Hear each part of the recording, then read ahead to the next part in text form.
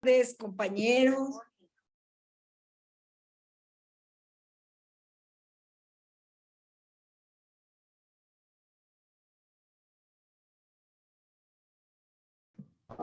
¿Ya? Buenas tardes, compañeros y compañeras. Muy buenas tardes para todos y todas. Queremos hoy iniciar este webinar, pues haciendo como un poco el análisis mucho más cercano a lo que estamos, dónde estamos y en qué vamos. Primero, desde que iniciamos este proceso de protesta social, a partir de mayo, y desde que la Central Unitaria de Trabajadores trazó un plan de acción para que fuese posible conseguir tantas, digamos, tantas de las peticiones que estábamos haciendo desde el año 2019, nos propusimos que el 28 de abril fuese un paro similar al 21N. Ese paro similar al 21N logramos que realmente ese 28 de abril estuviera precedido de una fuerte indignación, y recuerden que teníamos como punto principal la reforma tributaria, reforma que estos webinars y los Facebook Live de la Central Unitaria de Trabajadores dieron con mucha fuerza un análisis y decirle a todas las regiones qué significaba eso. Estaba también dentro de esa inquietud, tanto en el Comité Nacional de Paro como en las centrales, el Comando Unitario y en la CUT, el tema de la y esos eran temas pues que eran muy cercanos a que los pudiésemos derogar, y que esa derogación, la fuerza principal la iba a constituir el paro del 28 de abril, logrando entonces que realmente se retirara la reforma tributaria como logro central de este paro. Inició una protesta social bastante fuerte, donde la Central Unitaria de Trabajadores reconocemos que toda la protesta social no la dirigimos, se salió, digamos, se desbordó de los límites sindicales, se desborda esta protesta y consigue realmente volverse una protesta social grande, amplia, donde diferentes formas de manifestaciones, desde plantones, movilizaciones, bloqueos, constituyeron la forma organizativa hoy de la población indignada y la forma de protestar y manifestarse. Hemos dejado claro que no abarcamos toda esta organización, que falta muchísima gente para que nos conectemos con toda esa cantidad de gente que ha salido y que viene protestando. Falta mirar a ver cómo nos articulamos y nos ampliamos en el Comité Nacional de Paro con las organizaciones que realmente desean participar, y cómo va a hacer esas alianzas y esas apuestas. Y continuamos desde el Comité Nacional de Paro jalonando los dos puntos esenciales que nos ha sentado en el gobierno desde el 10 de mayo. El 10 de mayo nosotros fuimos al Palacio, dijimos que cesen los asesinatos, que ya no más desaparecidos, que las retenciones arbitrarias son la constante, y que era muy dictatorial el gobierno que había hecho durante un contexto de pandemia toda la normatividad que este departamento pues se ha esmerado en tenernos al orden del día. Y también la reforma tributaria, la ley 010 y la 1174, le manifestamos que esos debían ser retirados. Todos esos, digamos, toda esa normatividad autoritaria, regresiva, como hemos aprendido aquí con las abogadas, regresiva y de violación a nuestros derechos, deberían desaparecer de la faz de Colombia. pero se nos constituyó, yo les decía la vez pasada, una negociación sin igual en dos temas. Uno, el de garantías. Ustedes saben que el tema de garantías se llevó 2 semanas, pues porque el gobierno hizo una metodología de dilató durante todo este tiempo en la redacción, en la conectividad con los actores que requeríamos. Ustedes saben que para la primera de garantías pedíamos el retiro de la protesta social, el retiro del SMAT. No había necesidad de vincular a los militares y que la policía tuviera instrumentos para atender la protesta social, que no fueran de agresión ni lesivos para las y los manifestantes. Ese día pues le dijimos que esa era la primera apuesta de garantía, que la segunda apuesta de garantía era lograr que si eso se retirara, instaláramos la mesa de negociación. El gobierno se demoró mucho tiempo para la negociación, para nombrar la palabra negociación, y eso pues era el otro tema que teníamos que arrancar. Mientras tanto, desde el Comité Nacional de Paro y desde la central reportábamos a través de temblores, que ha sido digamos, la fuente que más se ha dedicado a darnos todo esto, más de 53 asesinatos, más de 33 jóvenes, hombres y mujeres conocidos.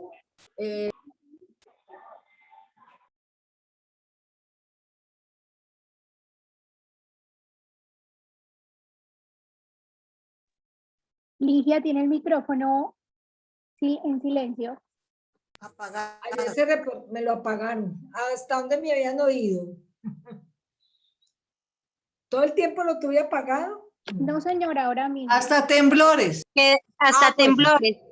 Ok, entonces hasta ese momento pues recibimos toda la estadística que tiene de temblores y que permanentemente Derechos Humanos con ellos nos tienen al tanto, y ya llevamos muchísima gente con detenciones arbitrarias, demasiadas, un montón en todo el país, llegan a constituirse más de 500. Igual las desapariciones arbitrarias son más de 1.900 y pico, en fin. Todas estas estadísticas dan como la magnitud del primer punto que teníamos que pedir para podernos sentar a negociar con el gobierno. Sin resolver eso, no nos podíamos sentar. ¿Y en qué consistía exactamente? Uno, en el papel que cumplen estos actores, o sea, los militares tienen un papel de choque en el conflicto, ellos no pueden estar en la protesta social. Uno, pedíamos que eso se retirara, que se desmilitarizaran las ciudades y que los militares no tenían pues por qué estar activos en una protesta social. Dos, el SMAT. El SMAT casi es un organismo de compañía de la policía, no está constituido legalmente. Ustedes saben que es una copia del SMAT de los Estados Unidos, porque este país todo lo copia. Y en esa copia pues se traen gente que tenía ciertas armas, como pues las pistolas que arman ellos, los Venom, las aturdidoras, que son para el momento del disturbio. Nosotros que pedíamos que no estuvieran en la protesta social. Y también pues la policía, que no fuera para agredir, sino para preservar el orden, y que se revisara una reforma a la policía para que la revisión de una reforma a la policía tuviera como elemento esencial vincular personas que estuvieran preparadas para este oficio, no personas delincuentes que tienen este oficio para asesinar y matar y para robar también, porque eso es lo que hemos descubierto dentro de la protesta. Entonces, todas estas características fueron producto de análisis en la mesa de negociación todo este tiempo. Aparte de eso, pues los mismos actores fueron convocados para que miráramos y respondiéramos en eso. no hemos logrado ni hemos conseguido que el gobierno pida excusas públicas por los actos que han pasado, más bien las excusas públicas las llevó en otro tema, y era que ellos también tenían policías asesinados y que también tenían mujeres policías violadas, que es lo que más hemos denunciado, muchas violaciones, alrededor de 13 violaciones en todo este paro. Eso es muchísimo, porque a las mujeres las han sometido, las han desde la detención a vejámenes, a malos tratos, a palabras muy desobligantes, y prácticamente las han tenido detenidas en lugares donde hay concentración de hombres, especialmente el ESMAD, y las niñas, las jóvenes han denunciado que han sido producto de violación, de manoseo, de vejámenes y de malos tratos por parte de estos actores.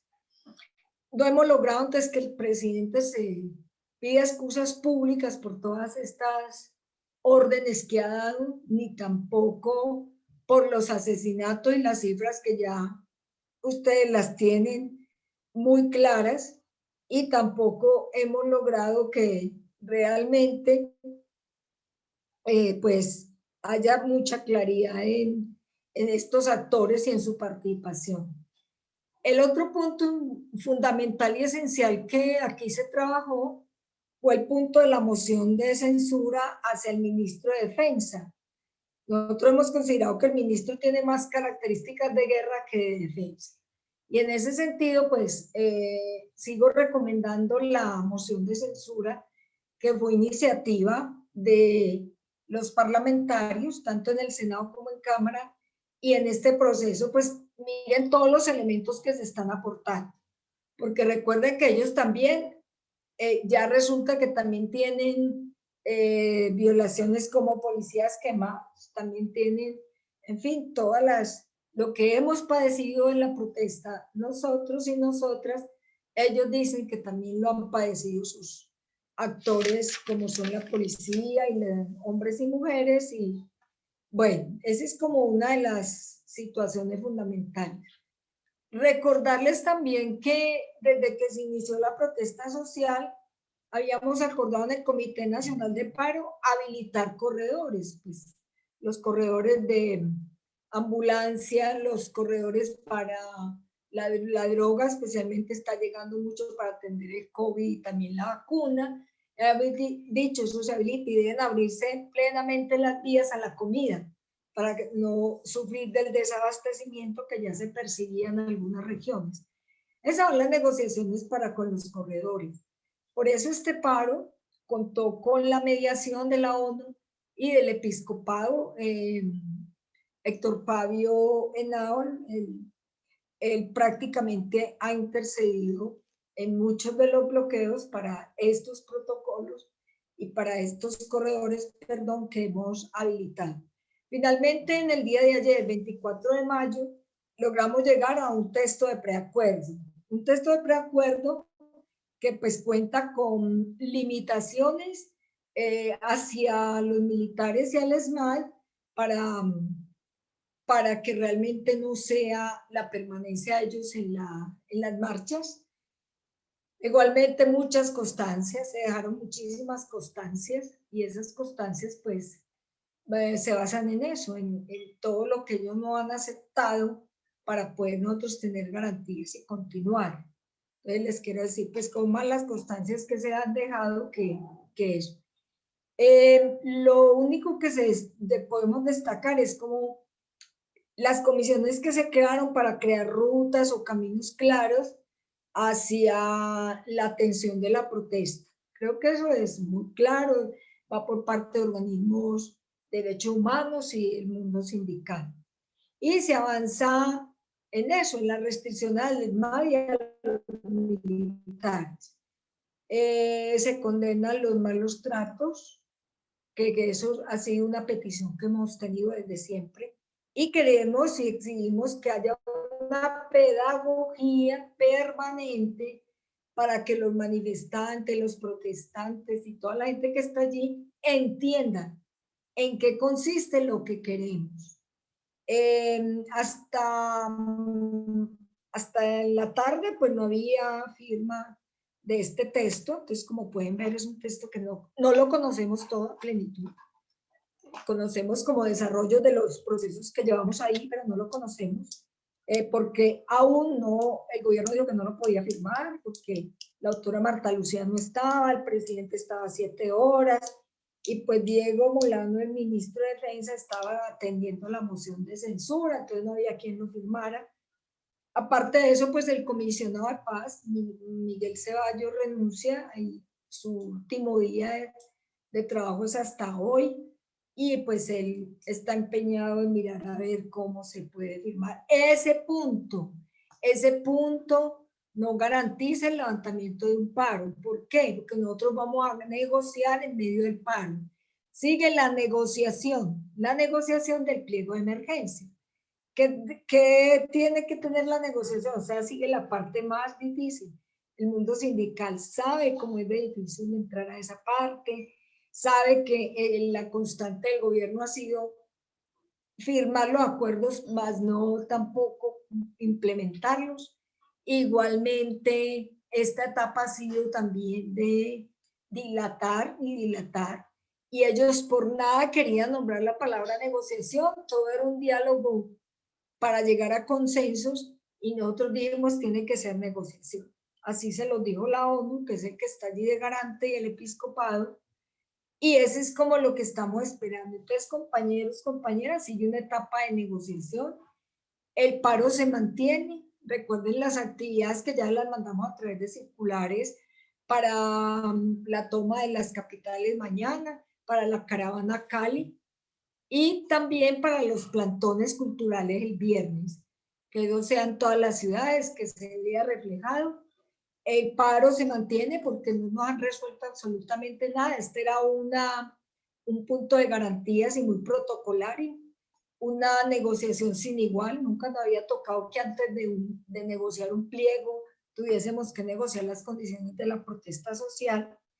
Y entonces dejo hasta ahí porque pues eso es lo que hay hasta el día de hoy. Ustedes han escuchado que pues, el presidente Francisco y Diógenes, Fabio, hemos estado muy pendientes de dar como las informaciones puntuales que salen, y eso todos estos días les sigo diciendo que sigan pendientes de nosotros allí en el Comité Nacional de Paro, porque pues hemos estado en sesión permanente, no hemos descansado, para que ustedes sepan esa parte. Nosotros llegamos a las 8 de la mañana, pero nos devolvemos a la 1:30 de la mañana para poder responderle a esta etapa. Y por último, quiero presentar el webinar de hoy. Primero saludar a Keila, que nos hace esta convocatoria. Stephanie, que hoy es la responsable de nuestro webinar. Saludo también a Miriam y a Alice, quienes nos han coordinado tan excelentemente este espacio. Y me gusta mucho también contarles que hoy vamos a estar con una compañera abogada, Daniela. Ella nos va a hablar hoy de lo que es el teletrabajo y la nueva normatividad. En esa apuesta creemos que es bien interesante conocer todas las definiciones que hay nuevas, lo novedoso y existente. Y Stephanie se va a ocupar del tema que debe ser obligatorio en este tiempo para todos y todas, que es el tema de las garantías de la protesta desde la normatividad. Entonces yo los dejo con ellas. Stephanie, bienvenida y buenas tardes para todos y todas. Muchas gracias. Gracias, Ligia. Buenas tardes para todos y todas. Con esta antesala de informe tan importante que Ligia nos da acerca del paro nacional, voy a proceder de inmediato, corriendito a compartirles las diapositivas. Más o menos en 20-25 minutos vamos a hacer un brochazo muy general Este es un espacio de más o menos una hora y cuarto, y hoy tenemos 2 conferencias que se nos combinaron por importancia de temas. Luego, seguramente, si hay elementos que quedan en el tintero, estamos a disposición. Estoy, digamos, materia disponible si requieren que ahondemos la conferencia en sus sindicatos, en sus subdirectivas, y también en la página del equipo jurídico ya está dispuesto un artículo jurídico sobre el tema de la ley 2088, y yo creería que el día de mañana ya publicamos unos modelitos que les va a servir, ya les comento para qué específicamente. Entonces, voy a proceder. Ahí creo que se ve perfecto, ¿cierto? Se ve sin lío. Me dicen si no. Bueno, en el marco, pues, de paro nacional ha sido...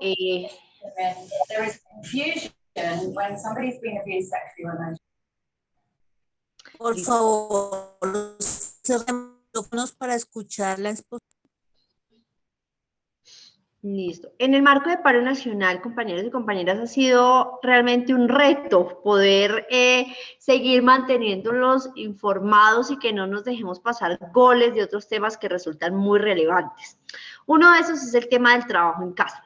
Desde marzo, desde la coyuntura de pandemia, un asunto que pues no impactó solo en Colombia, pero sí en algunos países donde el trabajo remoto o teletrabajo no había sido acogida en una forma masiva. Es decir, Colombia era uno de los países que, si bien ya tenía una práctica como el teletrabajo, no era una práctica masiva en varias empresas, en las entidades del Estado. No, era algo excepcional, algo de verdad muy ocasional, o para unos casos en específicos que demarcaba la ley de teletrabajo.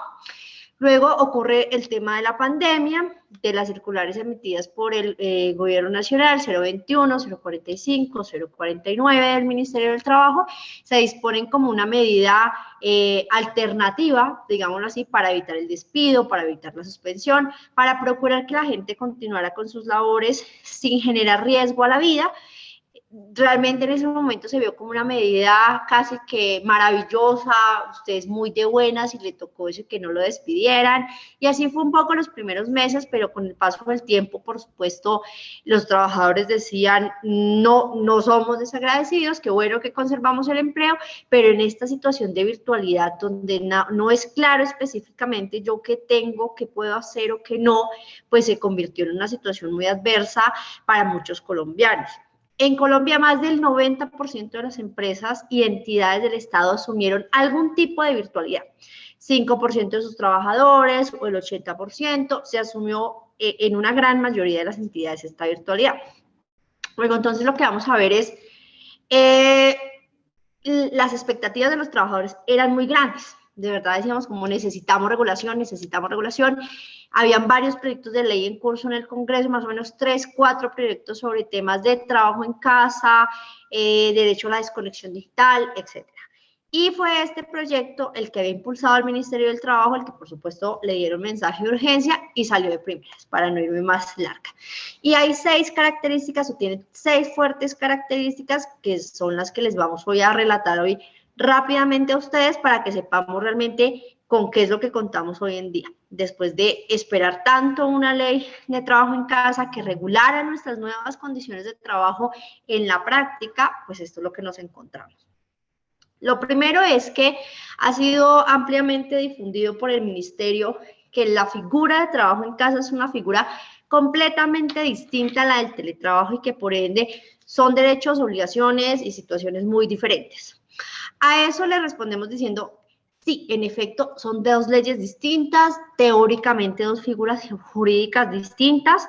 En la ley de teletrabajo 1221 del 2008, pues se da una predominancia, se dice, es explícitamente obligatorio que se da bajo el uso de las TICs, de las telecomunicaciones e informática, para que se aplique el uso, el ejercicio de esa ley, ese desplazamiento del trabajador de las oficinas del empleador hacia otro lugar remoto, sea su casa, sea cualquier otro lugar, sea unos días en su casa, otros días en la oficina, etc.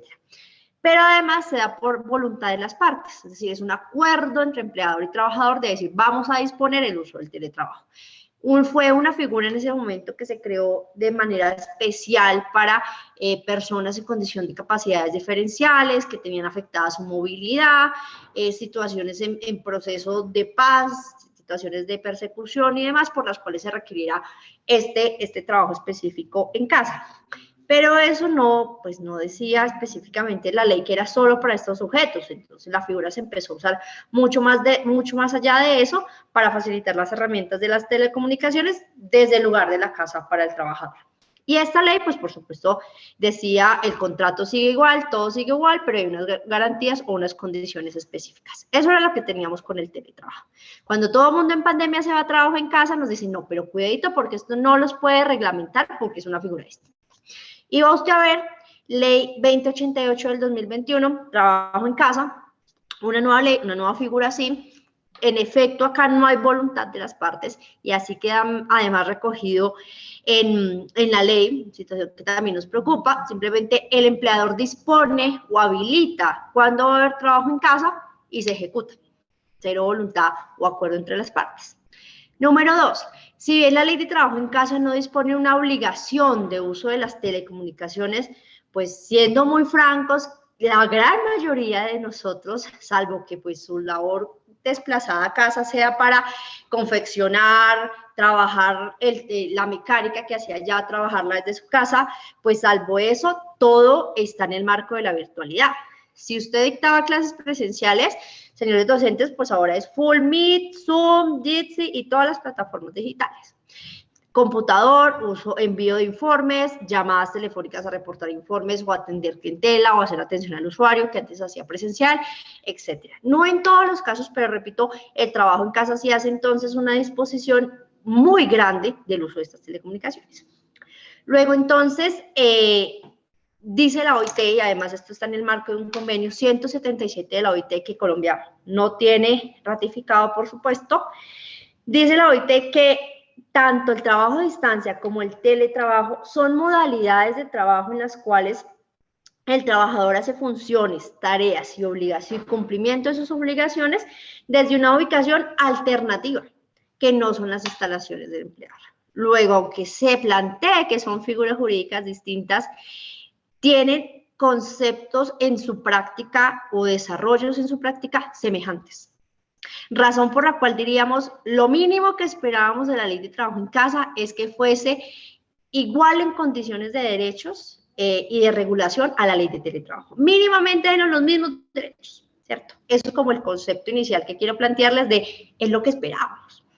Pero ya, bueno, y ahí cerrar diciendo el punto del concepto de la ley de trabajo en casa, del primer gran elemento que nos preocupa de esta ley y es cuando se plantea el concepto de que se habilitará el trabajo en casa a partir de esta ley para los trabajadores en aquellos casos que sean ocasionales, excepcionales o de manera especial. Entonces uno dice, bueno, pero pues, ¿quién lo define? Se presume lo habilita el empleado, ok. Y el trabajador puede discutirlo, que no está de acuerdo que esa causal excepcional que está planteando el empleador no es válida o real, o no dice nada respecto a la ley. ¿Quién define o qué criterios delimitan que sea excepcional, especial, ocasional, en el marco del derecho administrativo o civil o cuáles son las características? Nadie lo delimita. O sea, fue uno de los primeros puntos que discutimos en el Congreso de la República y es, pero pues es que con 2 líneas usted no puede definir que cualquier cosa excepcional o ocasional va a ser trabajo en casa ahora. Pues con esto, no solamente la pandemia, compañeros y compañeras, con esto nos dejan esa ley para rato, que si el edificio se quiebra, que si el techo se cae. Entonces, bueno, amplia preocupación ahí. Repito, hoy súper corriendo, pero después desarrollaremos más detalles de cada punto. Segundo elemento de la ley. Artículo 8, materiales y herramientas de trabajo. Esto es un tema que a muchos trabajadores ha preocupado. Entonces, no sé, yo creo que muy buena parte de las consultas que se recibieron el año pasado eran, pero no me dieron la silla, pero no, yo tuve que comprar el escritorio, yo tuve que comprar las notas y los esferos, y todo esto. El artículo 8 de esta ley, debemos reconocer que era un poco mejor de lo que había presentado el ministerio. Lo que había presentado el ministerio era nada. Algunas cosas que se presentó por parte de la CUT con algunos congresistas fueron mínimamente recogidas en este artículo. Luego hay una salvaguarda que ya les voy a decir, pero primero la crítica. ¿Cuál es la crítica? De por sí, a los trabajadores, antes de esta ley, por artículo 57 del Código Sustantivo de Trabajo, nosotros decíamos, ya deberían estarle dando los implementos de trabajo, las herramientas de trabajo, porque el artículo 57 bien define que es obligación y deber del empleador otorgar todas las herramientas de trabajo al trabajador. No dice dónde, no dice con qué limitante, que es que si está en la casa, que si no, donde esté desarrollando, para desarrollar sus funciones, debe disponerle esas herramientas de trabajo. Entonces, bien nos hacía caer en cuenta un trabajador que decía, más allá de que existiese o no la ley, este artículo lo decía, pero pues por supuesto muchos empleadores y muchas entidades del Estado se lo saltaban. Ahora, ¿cuál es la adversidad que vemos? El artículo 57 decía y hablaba que para todos otorgue herramientas de trabajo. Este artículo dice que se otorguen materiales de trabajo hasta tanto existan recursos disponibles. O sea, ese es el gran pero del asunto. Porque no nos dice quién vuelve y juega, pues quién plantea la validez de esa ausencia de recursos. Entonces, si el empleador justifica que está muy cortico este mes, su platica en el bolsillo, entonces puede plantear que ese mes no le da a los trabajadores los esperos que necesita o la silla para que no le duele la espalda al trabajador o cualquier otra herramienta de trabajo. En el caso de los docentes o de las entidades del Estado que tienen muchos requerimientos prácticos en atención al usuario, minutos, por ejemplo. Entonces, este mes no me da para pagar todas esas facturas completas, entonces transémoslas al siguiente mes, etcétera. Bueno, mil inconvenientes que se pueden presentar, esperemos que no, pero un poco el punto está ahí. Plantea una disponibilidad de recursos que el artículo 57 del Código Sustantivo no planteaba. ¿Qué necesidad tenía?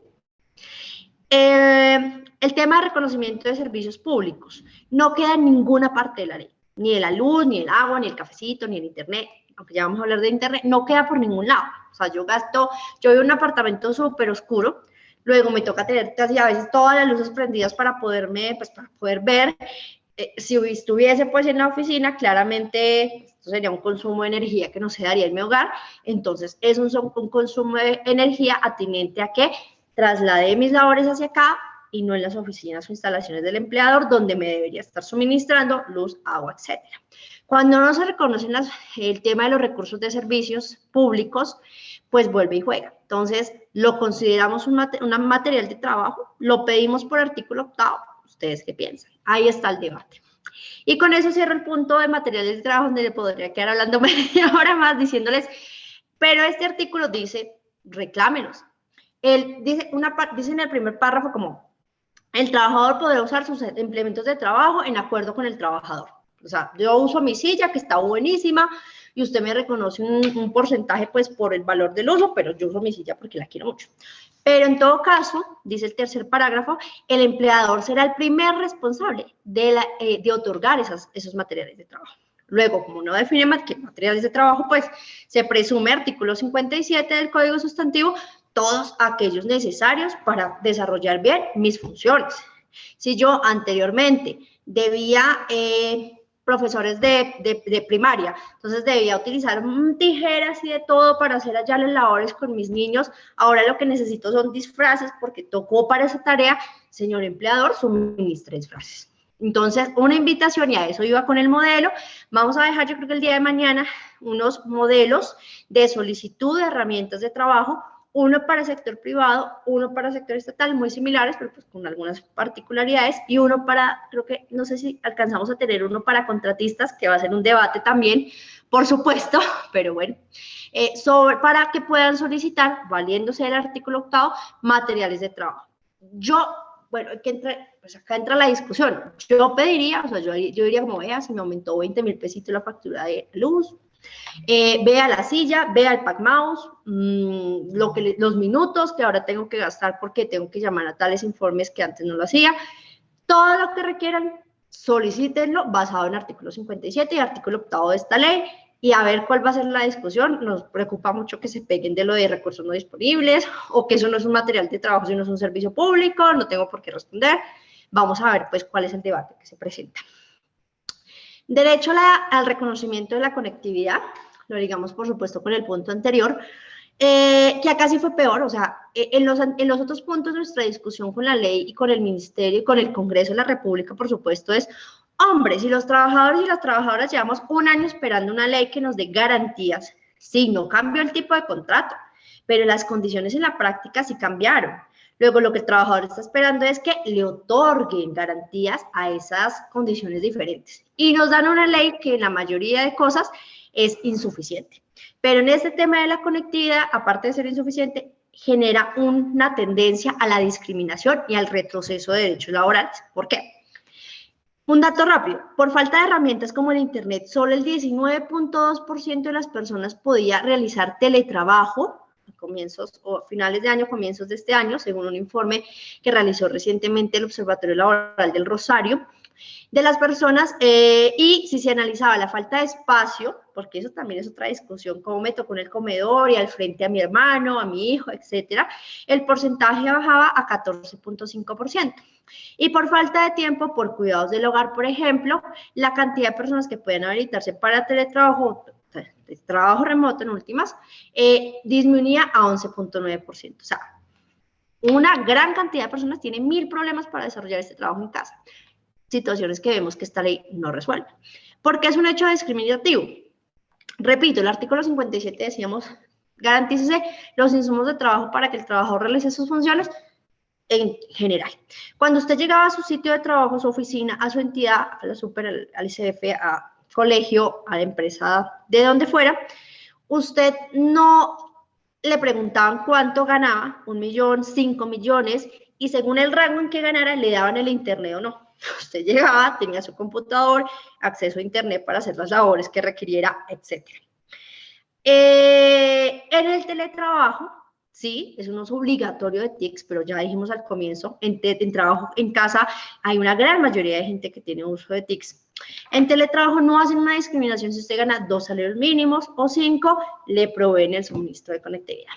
Lo que hace esta ley es que nos dice, hace un traspaso simplista, como hemos señalado, de vincular, pues de traspasar un auxilio de transporte que tiene otra concepción, otra connotación muy distinta, y decir, como yo antes le daba auxilio de transporte, si usted gana hasta 2 salarios mínimos, le voy a dar entonces ahora internet en lugar de eso. No se pone a detalle a mirar quiénes son los trabajadores, independientemente del salario, que van a usar internet, porque sus informes lo requieren, porque su labor lo requiere. No se ponen a mirar ese detalle. Y como no se ponen a mirarlo, pues claramente generan una discriminación en 2 sentidos. El trabajador que antes iba a sus instalaciones, a las instalaciones del empleador, independientemente de su salario, repito, tenía acceso a internet. Ahora, por el hecho de trasladarse a su casa, si gana más de 1.800.000, perdió el internet. Y si usted tenía un pago de consumo de internet, pues normalito, pues para el fin de semana, y ahora tocó aumentarlo para que no se me caiga con las 5 reuniones de Zoom que tengo que hacer al día por causas de función de mi trabajo, y eso me aumentó 50, 60 o 70 mil pesos en la factura, no se lo van a reconocer si usted gana más de 1.800.000 pesos, solo por ese hecho. Así usted haga las mismas labores que el que gana 1.700.000. Claramente discriminatorio. Y finalmente, pues un retroceso laboral, bueno, discriminatorio con respecto a eso y con respecto al teletrabajador, y un retroceso laboral porque pierde ese derecho que en el marco del artículo 57 usted sí estaba percibiendo en las instalaciones del empleador.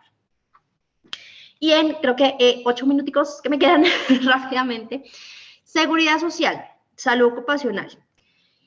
Esto pues fue una situación que no avanzó en nada, es decir, no tuvo ningún cambio. Situaciones como, por ejemplo, que el trabajador se le reconociera, voy a comentarles acá está. Por ejemplo, que el artículo 3 de la ley 1562 del 2012 planteara cómo se definía el accidente de trabajo o el reconocimiento de la enfermedad laboral, pues no cambia en nada, ¿sí? Sigue el marco, el sistema de riesgos laborales para el caso de docentes de otra forma, reconociendo las mismas enfermedades laborales, los mismos accidentes de trabajo, pero El reporte normalmente entonces, decreto 1295 del 94, entonces el reporte lo hacía el empleador. Acá, ¿cómo es eso? Primero llamo al empleador y el empleador cómo verifica si estoy en mi casa o es hora, cómo es. Segundo, incluso desde la circular se ha planteado que una vez se trasladaran los trabajadores a casa, el empleador tenía que notificar a las aseguradoras de riesgos laborales ese traslado, ese cambio de lugar de trabajo para que cualquier cosa se le reconociera al trabajador. Hemos tenido casos de que sí se hizo el reporte, pero la aseguradora de riesgos laborales dice cosas como, pero no puedo entrar a hacer verificación en su hogar. O tenemos casos donde el empleador no ha notificado, el trabajador tuvo su accidente y la aseguradora le dice, pero es que yo tengo definido que su lugar de trabajo es allá en las oficinas tal y no su casa. O situaciones que ocurrían en la empresa como que el trabajador se cayera cuando iba por una fotocopia. Entonces, con ocasión o en desarrollo de su labor de trabajo. Acá entonces me fui por una de esas fotocopias, me caí por la escalera de mi casa y aseguradoras de riesgos laborales diciendo o planteando, pero ¿cómo sé si en efecto fue por una fotocopia o porque estaba barriendo?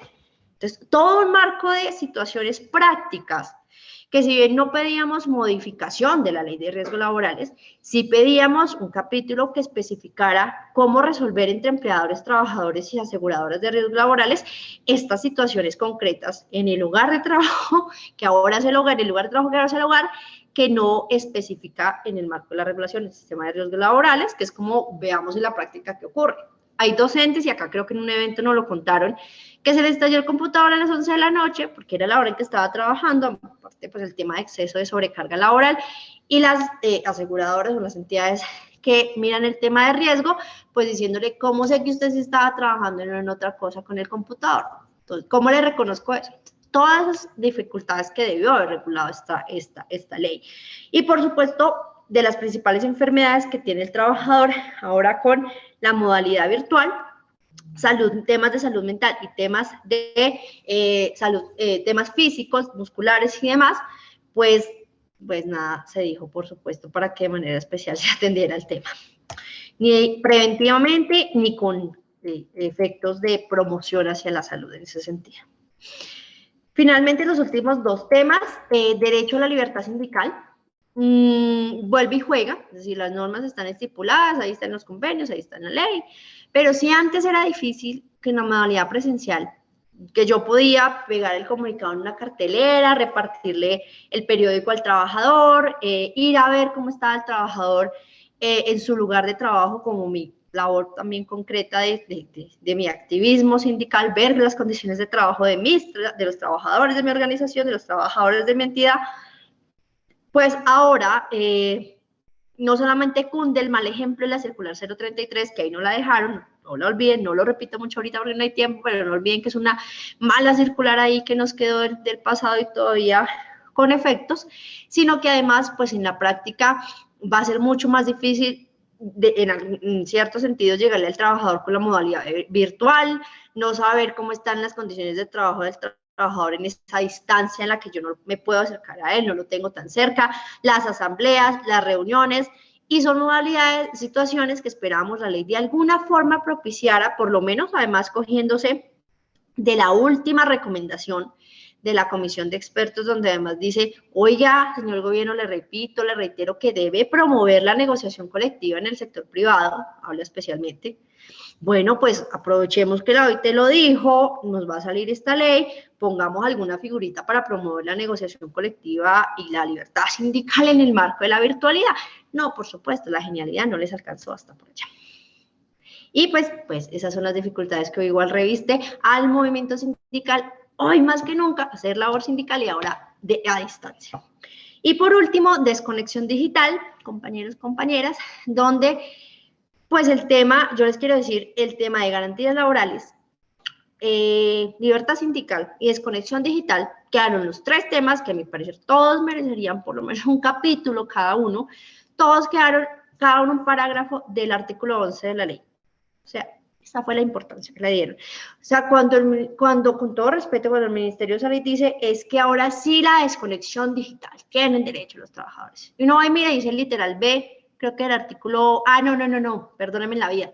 era seguridad social, garantías laborales y derechos sindicales en el artículo 11. Y uno va y mira el derecho a la desconexión digital y quedó en el literal B del artículo 4 de la ley de trabajo en casa. O sea, por allá, sí, un literal. Esa es la importancia. Y básicamente diciendo, sí, que usted tiene derecho a la desconexión digital, pero en la práctica vuelve y juega. No analiza las situaciones que se están dando como extrema necesidad del servicio. Entonces, no, bueno, pues si eso ocurre, yo como me le dice, sí, tiene usted derecho a la desconexión digital, pero es que esto es de extrema urgencia. Nada de eso como que se habló. Regulación respecto a cómo medir entrega de horas extras. Tampoco nada de eso se habló. No hubo reglamentación detallada frente a esas horas extras, reconocimiento de disposición de cargas laborales adicionales. No se habló nada, vuelve y juega, sobre el tema de la incidencia de salud mental y la vinculación con el tema de desconexión digital. El tema que se le carga al trabajador de, bueno, pues si usted antes se gastaba 1 hora en transporte, pues sea productiva y gaste en el trabajo. También nos preguntan un poco, pero ¿por qué se tenía que hablar ahí? Simplemente estamos diciendo que tenemos derecho a la desconexión y ya, con citarlo basta. Bueno, pues el movimiento sindical sabe, por constitución política, convenios internacionales, etcétera, que muchas veces en Colombia solo con citar el derecho no basta. Le seguimos diciendo que ahí está, pero nos siguen diciendo que lo cumplen de otra forma. Entonces, el mensaje final, no sin antes decirles que, número 1, sobre cada puntico podemos ahondar mucho más en otro momento. Número 2, yo creo que a partir de mañana, página del equipo jurídico CUT-CTC, a través de la página de la CUT pueden ingresar. Vamos a tener a disposición, repito, 2 modelitos sencillos de petición con los cuales pueden empezar a plantear la solicitud de sus materiales de trabajo y respuesta que les vayan dando que no esté en concordancia con lo que esperamos, las vamos recibiendo para ver también con el equipo jurídico cómo discutimos este tema. Y ya, y cierro y damos paso a los 15 minutos de la conferencia de derecho a la protesta con la actualización de una tutela reciente que hubo, que manejan las compañeras Alice y Miriam, y que hoy las va a exponer nuestra compañera Juliet, pasante del departamento jurídico. Entonces, pues con eso, y luego, pues preguntas, comentarios, todos los que quieran. Y muchas gracias a María Laura, pasante, que me ayudó con las diapositivas, porque yo no soy tan ducha en eso. Listo, gracias compañeros. Juliet, adelante. Buenas tardes a todos los presentes. ¿Ahí me están escuchando? Perfecto, sí, sí. Okay. Voy a compartir pantalla entonces para las diapositivas.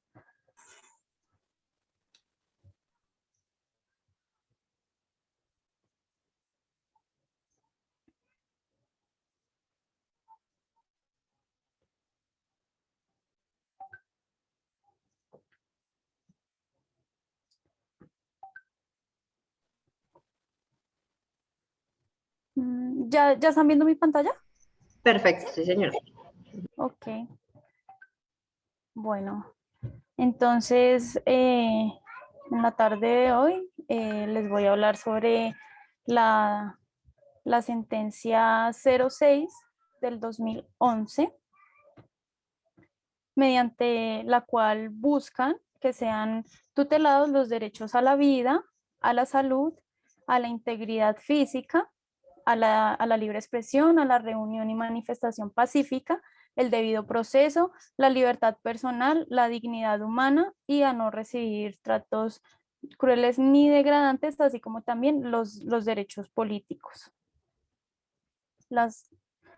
Ok, aquí ya están pasando las diapositivas. Ok, bueno, entonces dentro de esta tutela se establece como problema jurídico si se ha vulnerado o no el derecho a la protesta pacífica,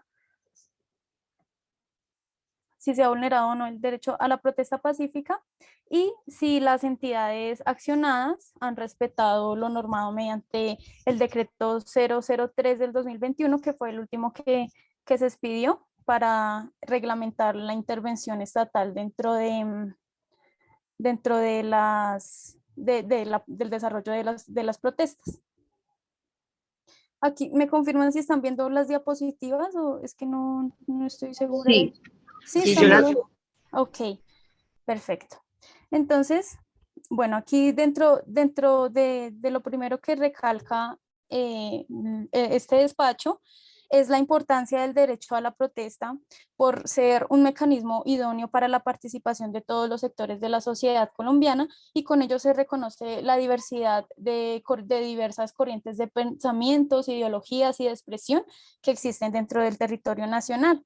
Dentro de una tutela, la 391 de 2007, esta también la menciona dentro de la sentencia, y ella hace énfasis en la importancia del derecho a la protesta pacífica dentro de un Estado democrático, debido a que es mediante ella que los sectores que son generalmente minoritarios dentro del país pueden ser escuchados y puedan llegar a consensos con la administración para poder ser atendidos dentro de sus necesidades. Asimismo, se establece, bueno, dentro de la importancia del mantenimiento del orden público, aquí menciona que el orden público es entendido como el conjunto de consideraciones de seguridad, tranquilidad y salubridad que permiten la prosperidad general y el goce de los derechos humanos. Sin embargo, el mantenimiento del orden público no puede sobrepasar los derechos inherentes a la dignidad humana. Es así que la escuela de mantener el orden público.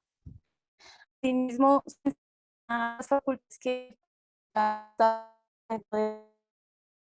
de una protesta, y se menciona que de policía es de aspecto reglamentario de las libertades generales y que tiene una función que es exclusivamente administrativa, y asimismo la actividad de policía de naturaleza ejecutoria y material.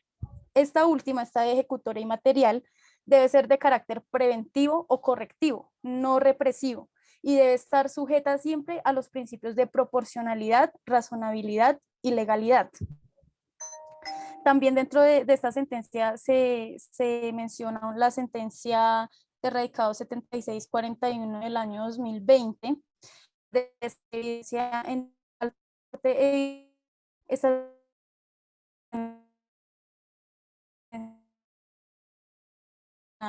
de violar de la fuerza pública, las manifestaciones ciudadanas, y ordena al gobierno nacional adoptar acciones para la garantía del derecho de la protesta pacífica. Asimismo señala que que aunque las protestas no sean pacíficas, estas igual de quienes sean detenidos dentro de ellas, pues deben contar con todas las garantías del debido proceso y demás garantías constitucionales. Asimismo menciona que las protestas que no sean pacíficas, pues no cuentan con este derecho de no intervención del Estado. La aquí está este es el modelo que establece. Entonces aquí en el primer rango se establece el diálogo. No, disculpen, sí, el diálogo y la presencia de la policía. Eso ya es una demostración de poder del Estado, la sola presencia del ESMAD o de la policía. En segundo rango se encuentra el intento al diálogo con los manifestantes, tratar de que si de pronto están alterando el orden de alguna forma que no sea pacífica, pues tratar de que dejen de hacer eso, o sea, abstengan de hacer este tipo de actos. En el tercer rango se encuentra la fuerza física, la fuerza natural, es decir, únicamente utilizar fuerzas físicas de tipo no letales, como lacrimógenos, tipo de armas. Y ya por último, en lo más alto, se encuentra el uso de armas de fuego, pero estas nuevamente obedeciendo a los principios de razonabilidad, de necesidad, de legalidad y de necesidad. Deben siempre obedecer para el uso debe iniciar de esa forma, así, en esos pasos se debe dar la intervención de la policía, no saltarse en ninguna de ellas. Entonces, bueno, aquí dentro de este punto también cuenta como los gobiernos, esta sentencia en la ciudad de Popayán.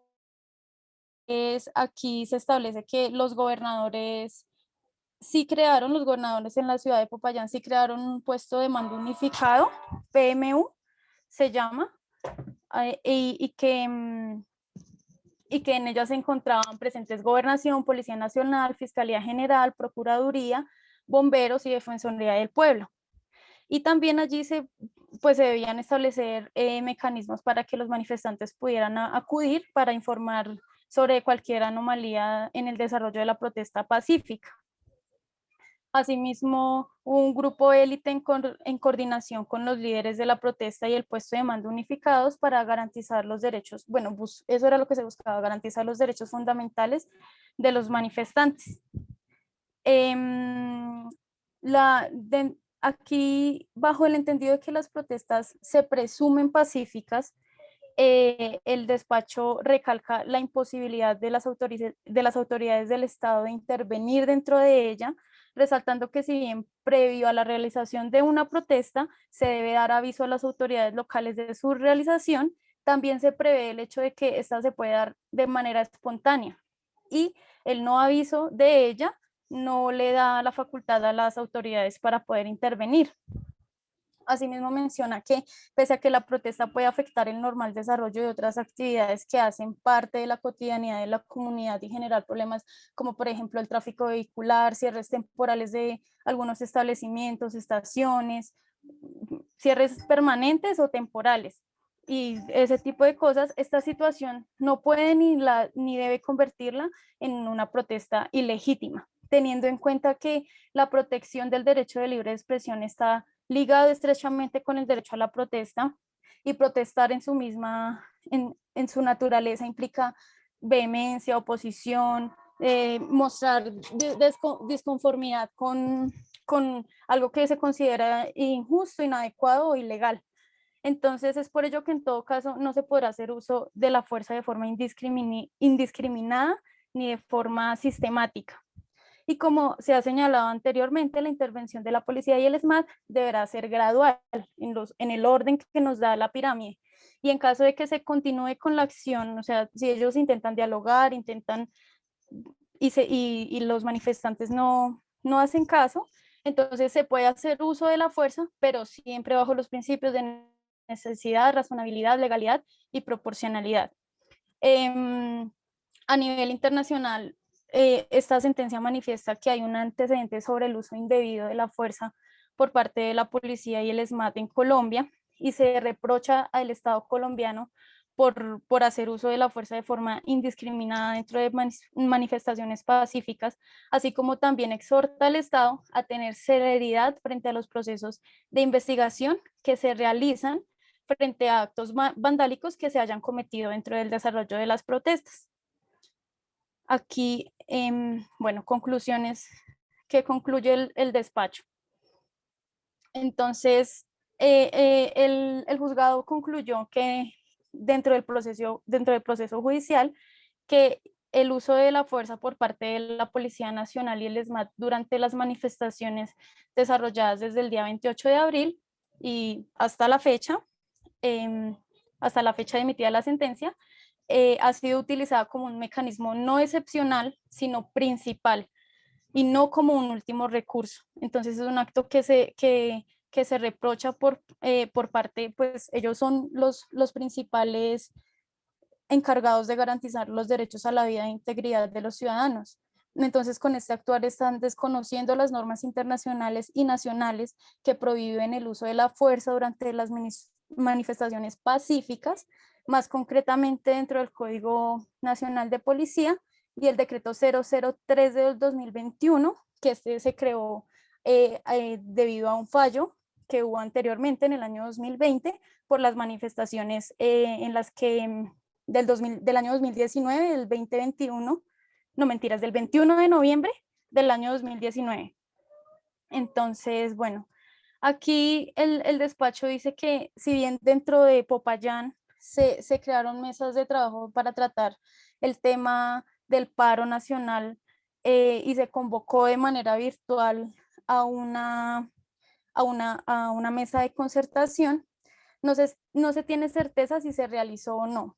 Y asimismo se conoce que la mesa de concertación fue puesta en marcha, pero con posterioridad al día 28 de abril. Entonces, hubo intervención, pero hubo intervención tardía.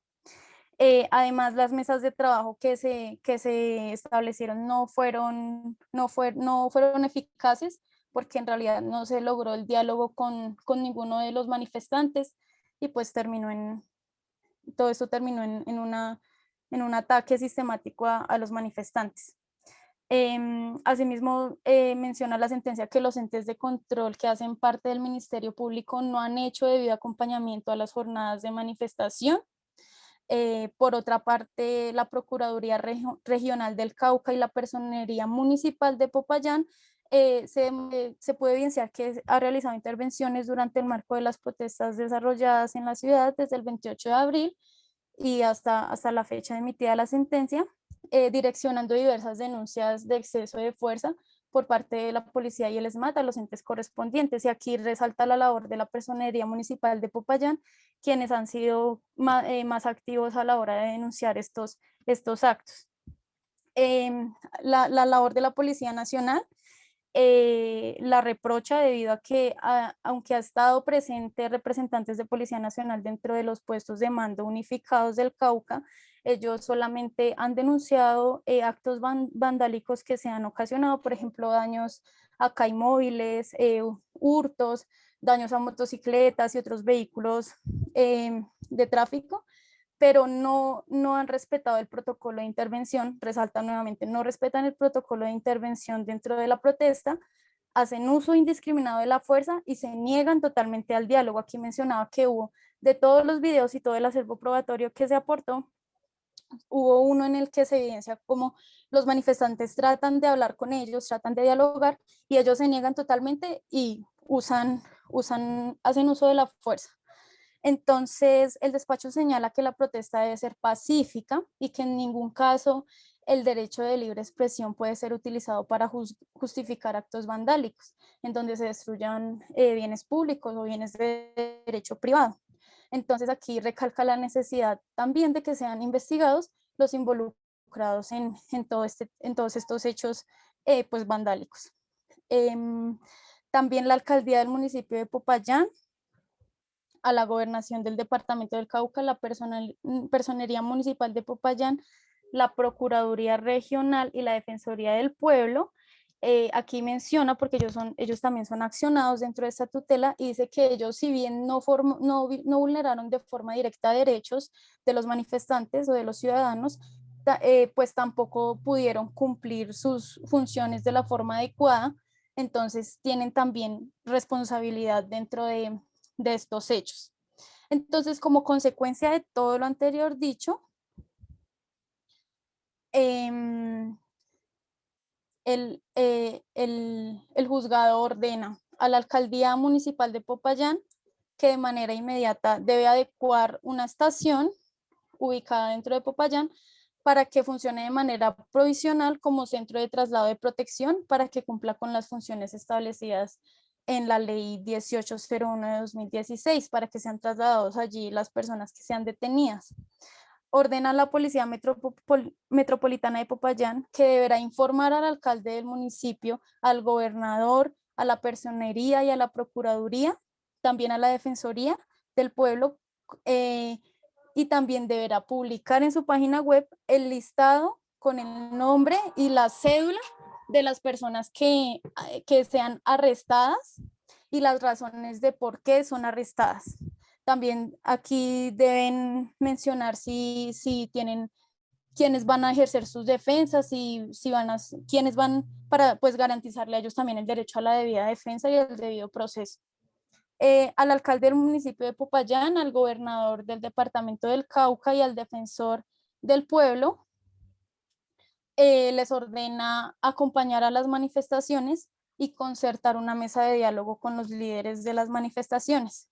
Al comandante de la Policía Metropolitana de Popayán le ordena acompañar a las manifestaciones, crear mecanismos de capacitación para los miembros de la policía y el SMAT, bajo la bajo la pretensión de que los derechos de los manifestantes sean salvaguardados y se haga un uso correcto de la fuerza, respetando los protocolos ya establecidos por el gobierno nacional.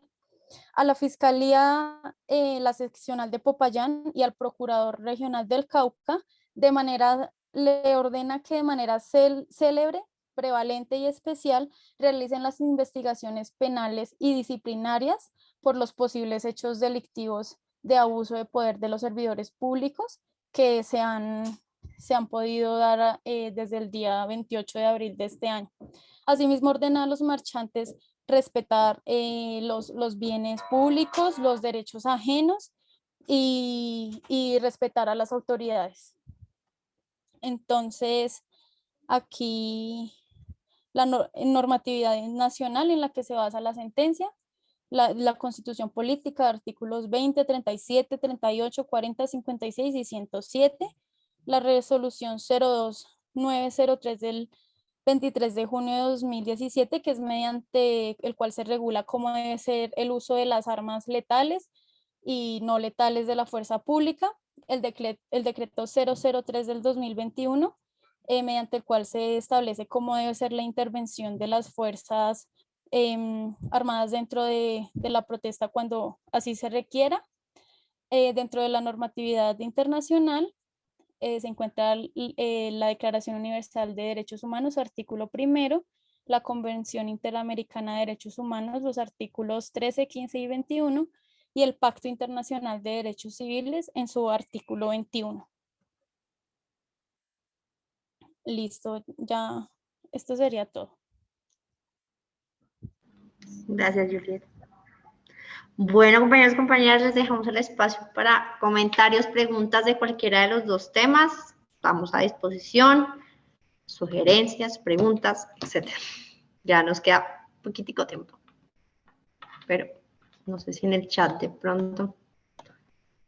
No, listo. O si alguien quiere hablar. No veo manitos, entonces, perdón. Nada, parece que nada. Entonces, Miriam, Hola. Marcela alzó la mano. Ah, dale. Ay, gracias, Miriam, es que yo no veo manitos. Sí, compañera. No sabía cómo levantar la cara del celular.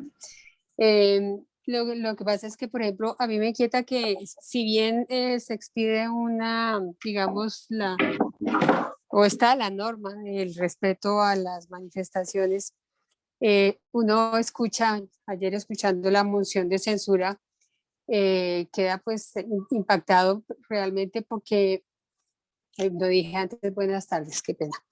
Buenas tardes para todos y todas. Uno queda impactado por digamos, el descaro del el ministro de Defensa cuando dice que desde hace 20 años para acá el SMAT solamente ha cometido, si al caso se puede llamar así, 3 faltas, ¿sí? Que solamente 3 faltas. Y entonces uno dice, bueno, ¿hasta dónde esa defensoría, esa personería, esa contraloría y todas esas IAS pues, están cumpliendo su función como efectivamente se ha visto que no cumplen, no acompañan las marchas y que pues se ha mostrado por todas las, digamos, todos los medios que hay, los videos, donde se muestra pues cómo están matando a los jóvenes, cómo los están atacando. Y uno dice, bueno, si aquí de continuar, digamos, esa impunidad, hay un mecanismo internacional que pues es ante la Corte, si hay alguna posibilidad que algún día, que no sea, que sea más tarde, más temprano que tarde, hay alguna posibilidad de que eso se pueda reclamar internacionalmente, porque aquí la verdad está bastante complicado. Lo vemos inclusive en esa moción y pues con la actitud que hay del presidente o del subpresidente de nombrar a otra persona que también ha estado implicada en hechos, digámoslo así, como delictivos, ¿no? Entonces, en el vocero este de paz y que está ahí como negociador ahorita del acuerdo. Entonces, ¿qué herramientas utilizamos las personas, los defensores de derechos humanos para que de verdad haya una sanción a todas estas atrocidades que se están cometiendo? Porque ya lo vemos, inclusive en el caso de los 6.402 jóvenes y pues en los otros hechos de asesinatos selectivos y masacres que ha habido en este país. Aquí hay normas, pero no se están cumpliendo. Entonces, ¿qué hacer ante eso? Porque uno se siente demasiado impotente ante lo que está pasando. Gracias. Vale, le daría la palabra a este tema de mi colega, si tiene alguna sugerencia y si le gustaría complementar, por supuesto, algo manejo yo el tema, pero nuestra experta en temas penales y el asunto de CIDH en materia de derechos humanos es la colega Miriam. Cualquier tema de CIDH laboral conmigo. Sí, lo otro que te iba a preguntar.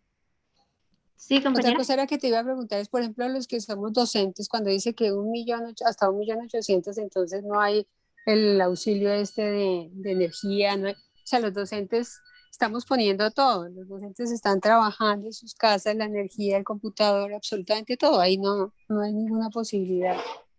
Sí, yo de a Juliet y a Miri y yo te contesto la de trabajo. Gracias. Dale, y Miri, luego yo contesto la otra. O si quieren voy contestando la otra, luego les doy la palabra, no las veo por ahí. No, pues rápidamente, todas las áreas, compañera, docente, entidades estatales, sector privado, si ganan menos de 1.800.000, tienen derecho al auxilio de conectividad. Si ganan más de 1.800.000 y pico, que son los 2 salarios mínimos, no tienen derecho a conectividad. Herramientas de trabajo sí no puso límite. Entonces, lo que usted dice, no, entonces yo poniendo mi computador y se me desgastó y necesito otro disco duro, artículo 8 de la ley que acabamos de exponer, artículo 57 del Código Sustantivo, desde mañana encuentran los modelitos en la página de la CUT y reclamen sus herramientas de trabajo, cualquier cosa, nos cuentan, acá dejo mi correo, cualquier, pues con el equipo jurídico estamos atentos. Les doy la palabra a Juliet y a Miriam.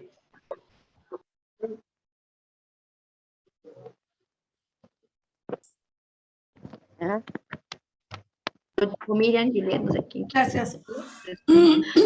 Sí, la compañera pues nos expresa la gran preocupación que le asiste ante tanta vulneración de derechos que existen en el marco de estos últimos acontecimientos que han pasado. Si bien es cierto, esto no es nuevo, porque esto viene con un rezago. Los mecanismos que se han activado han sido las quejas internacionales para tratar de visibilizar esta problemática, cosa que no quede, digamos, si bien es cierto la fuerza disponible para acompañar estos casos, pues debe mantener unos protocolos. También se ha excedido en esos protocolos y es por eso que desafortunadamente la visita que se anuncia para el 28 de la Corte Interamericana, ese es un mecanismo al cual se acude para activar y decir, oiga, miren, aquí está pasando esto, Corte intervenga. Esto es más como una sanción a nivel político, ¿no? Porque pues allí en este escenario donde hacen partes varios países frente a este sistema interamericano, que recordemos que eso pues viene la OEA, que reúne 35 países de América, y de ahí pues nace toda esta función del sistema interamericano. Entonces, frente a una sanción de todo lo que ha pasado, de todo lo que viene pasando, pues internacionalmente Colombia va a quedar como el país donde más se vulneran los derechos humanos y las responsabilidades que hay frente a las entidades como Defensoría, Ministerio, incluso Presidencia, pues que no han hecho como una coyuntura o un, digamos, un bloque de verdad que responda a las necesidades que hoy se ven. Entonces, lo que nos ha quedado es la denuncia internacional, acudir a nuestros aliados para pedir esa protección y visibilizar esa parte, a ver qué es lo que está pasando, qué sucede en este estado cuando se denuncia esa violación de derechos humanos, ¿no? En estos escenarios. Es lo único que en este momento tenemos. Desafortunadamente, en el marco lo hablamos por experiencia, porque ahorita en el marco de estas marchas nos ha llegado un mundo de tutelas donde nos dicen, oiga, mire, señores, el Comité del Paro, ustedes son los culpables que yo no me pueda movilizar, ustedes son los culpables que yo no pueda transportar el camión, pero desafortunadamente dentro de estos procesos van a surgir alternos a otra gente que quiere filtrarse porque hay que desde ahora ir manejando ese vocabulario porque nos están diciendo, oiga, ustedes bloquearon. No, esa palabra en el tema de derechos humanos hay que sacarla de nuestro vocabulario y eso lo dijo la vez pasada nuestra compañera Mary Laura, porque pues es que no hacemos bloqueos, no, simplemente habrá cortes de rutas, habrá unas vigilancias, habrá unas concentraciones. En esa medida vamos a irle bajando el tono a eso y en estas tutelas que hemos tenido que responder, oiga, demuéstreme que yo, comando de paro, ordené que atacaran a determinado grupo de personas o atacaran al Transmilenio. No, porque por eso nosotros como organizaciones sindicales y sociales, pues manejamos un protocolo y lo único es la visibilización internacional y estas quejas habrá que seguirlas colocando, pero también tenemos ciudadanos que en las tutelas nos han atacado como si fuéramos los directos responsables de esto. Al Estado le ha quedado grande brindar una verdadera protección y garantías, porque si bien es cierto, la Corte le dijo, oiga, gobierno, hay unos parámetros, pues miremos a ver, realicemos estos parámetros, miremos a ver en qué momento es que se puede usar la fuerza pública, porque pues aquí ya esto está pasando a otro contenido, a otro tipo de delitos que quieren enmarcarlos dentro de un estado ya prácticamente de sección. Básicamente, pues no. Muchas gracias, Miriam. Excelente. No sé si Juliet tienes algún apunte sobre el tema o... Bueno, sí, como lo manifestaba la doctora Miriam, se han acudido ya a mecanismos internacionales en busca de la defensa del derecho a la protesta y también dentro de los nacionales, como por ejemplo tutelas y sentencias de este tipo, pues la Corte Constitucional ha reconocido que sí se evidencia un exceso de fuerza dentro de las Fuerzas Armadas. Sin embargo, a pesar de que se quiere tomar, por ejemplo, se expiden los protocolos de intervención, al parecer es algo que va un poco más allá de lo que puede alcanzar la ley, porque también es lo que va dentro como de la institución de policía como tal, y que al parecer ellos no están recibiendo la debida capacitación de intervención y pues así ellos desconocen completamente los derechos que tienen los manifestantes, aun cuando haya, por ejemplo, se evidencie que hubo un delito como un daño en bien público o agresión a servidor público.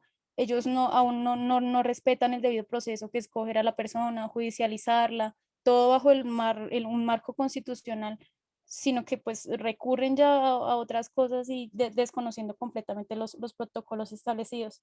Entonces, pese a que se acudan a organismos internacionales o nacionales, es algo ya que es un poco más complejo y trata más como a la estructura ya de las Fuerzas Armadas como tal.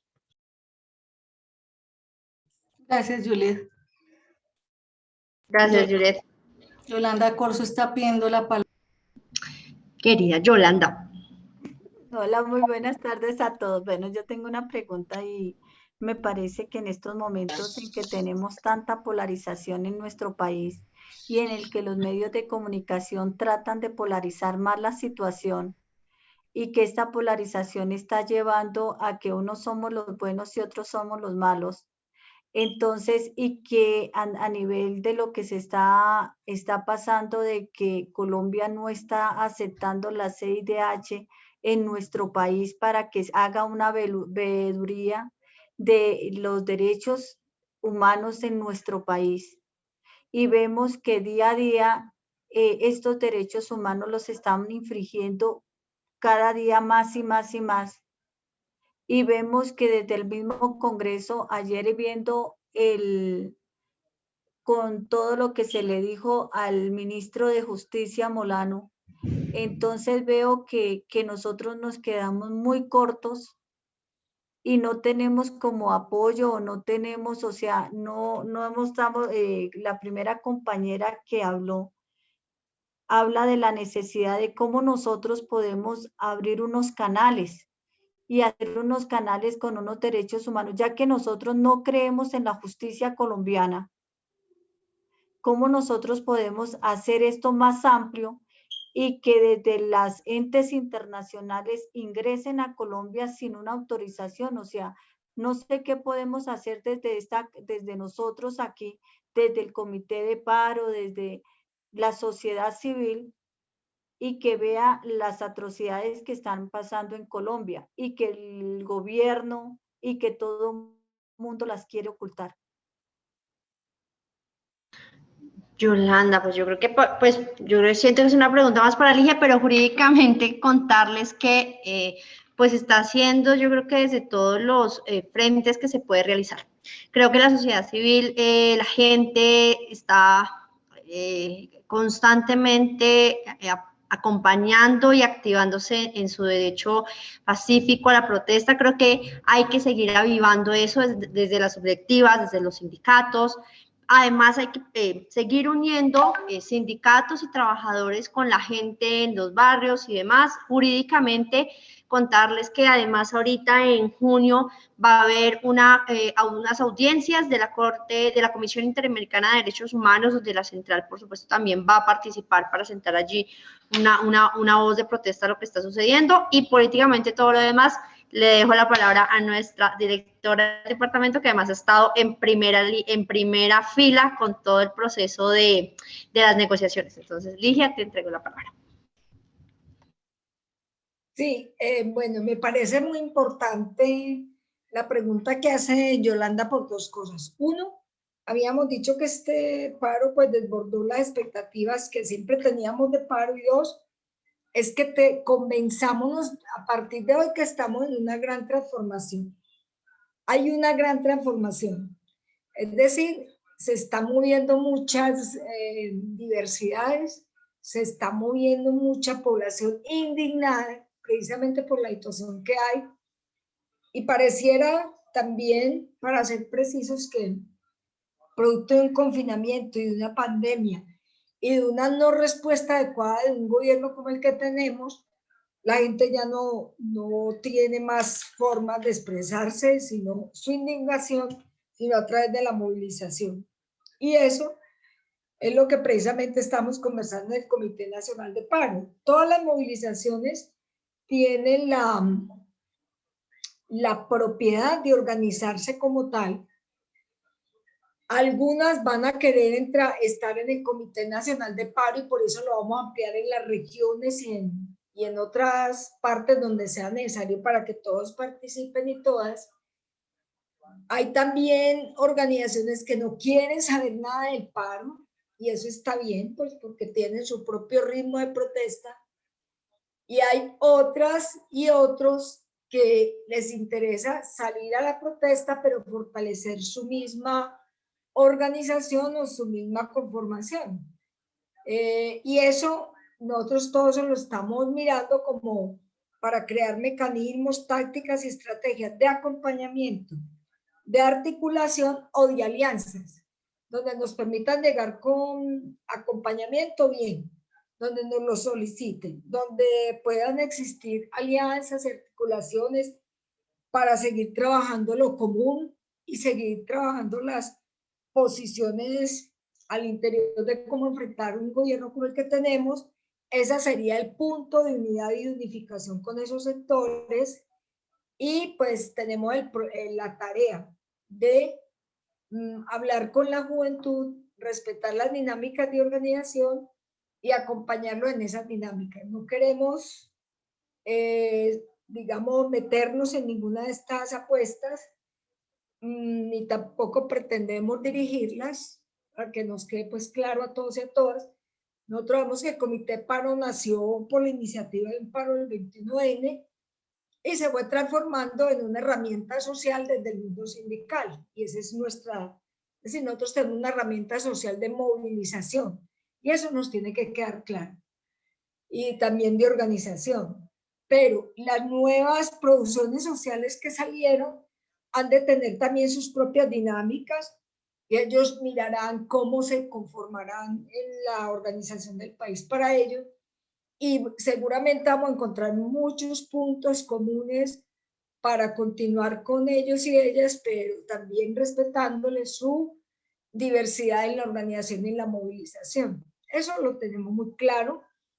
Si queremos quedar como tácticas y estrategias para ampliar más los espectros, aglutinar y poder llegar a la población en unidad, poder concebir la unidad al interior de la población para tener objetivos comunes frente a un momento que nos pide, pues, cómo enfrentar un gobierno, primero, que es muy débil, segundo, que es muy malo, y un modelo económico, pues, que no, ya no da respuesta. Yo ya lo he dicho varias veces en los análisis de coyuntura, que es un modelo económico para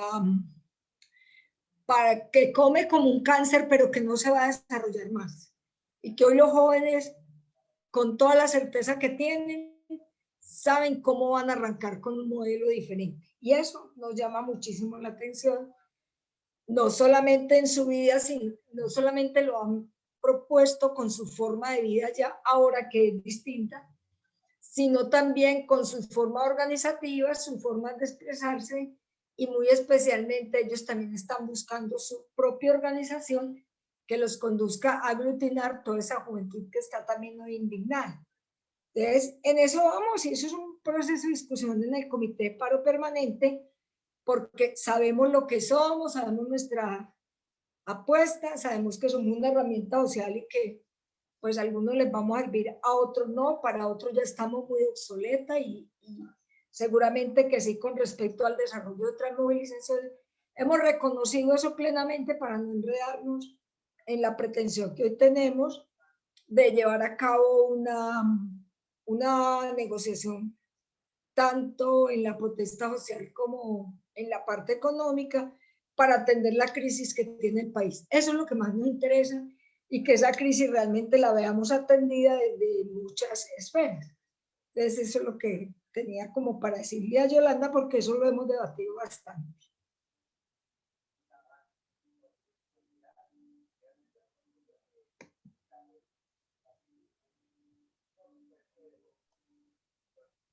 Ligia.